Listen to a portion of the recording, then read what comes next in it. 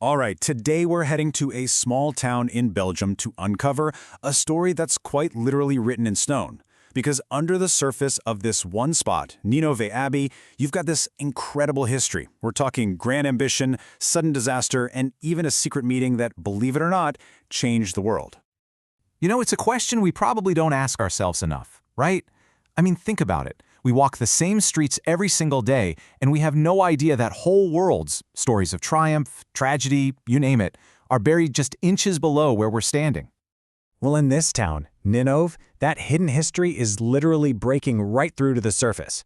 Right next to the Abbey Church, there's this archaeological site where the past isn't just, buried. It feels like it's actively trying to tell you its secrets. Okay, so let's try and piece this all together. When you first show up at the site, it really does look like a giant puzzle.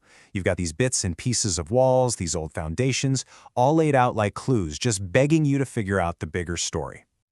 So what you're seeing is pretty clearly the outline of a monastery. But here's the twist. The part that's most visible, the section that jumps out at you right away, that's actually the newest layer. And in a lot of ways, it's the most tragic part of this whole abbey's long, long history.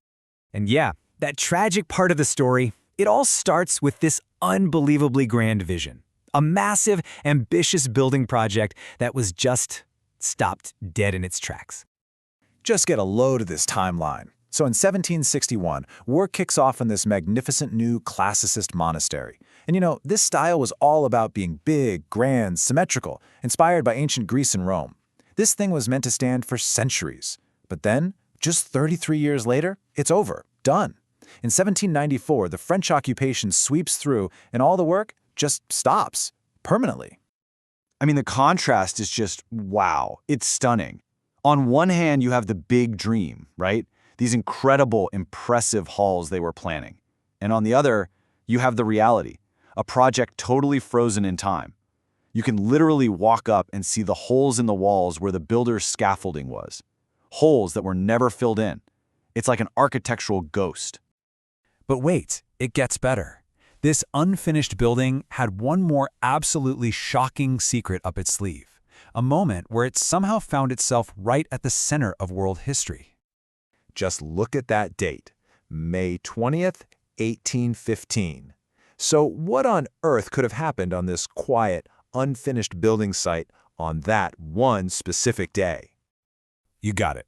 Napoleon had just escaped from exile. He's rapidly rebuilding his army. And the leaders of the Allied forces, they held a critical strategy meeting right here, right among these half-built walls.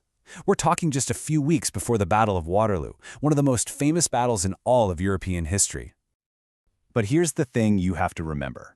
That whole story, the grand plan, the French, Waterloo, that's just the top layer. See, starting back in 1991, archaeologists began to peel back time to see what was lying underneath that unfinished classicist dream.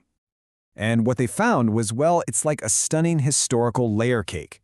Right below those big classicist foundations, they found a simple, temporary chapel from the 1630s. Okay, but then they dug deeper and found an entire Gothic monastery from the 15th century, a totally different world of pointed arches and soaring vaults. And at the very, very bottom, they found traces of activity from the Roman era itself. Incredible. And this older Gothic world, man, it is fascinating. They uncovered the foundations of the cloisters, where the monks would have walked in silent contemplation. They found burial vaults, and even something called a lavatorium, which was basically the communal washroom, a really central part of medieval monastery life. It just gives you this incredible glimpse into a much older, much more structured way of living. So, okay, what does all of this actually mean for someone visiting the site today? I mean, how do all these different layers come together when you're just walking around? Well, when you walk the grounds now, and by the way, the whole site is completely open and free to visit, you are literally stepping through time.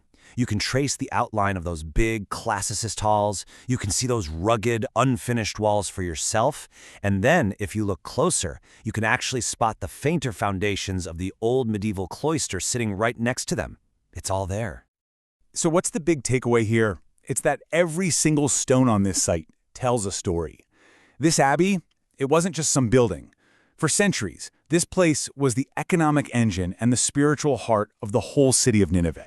It employed local people, its bells defined the rhythm of daily life, its construction, its life, and yet, even its sudden abrupt end, all of it shaped the entire community. And that kind of leaves us with one final thought. The story of Ninove Abbey was just lying there, hidden in plain sight, just waiting for someone to rediscover it. It really makes you wonder, doesn't it? What incredible histories, what amazing stories are waiting to be found right under your own feet.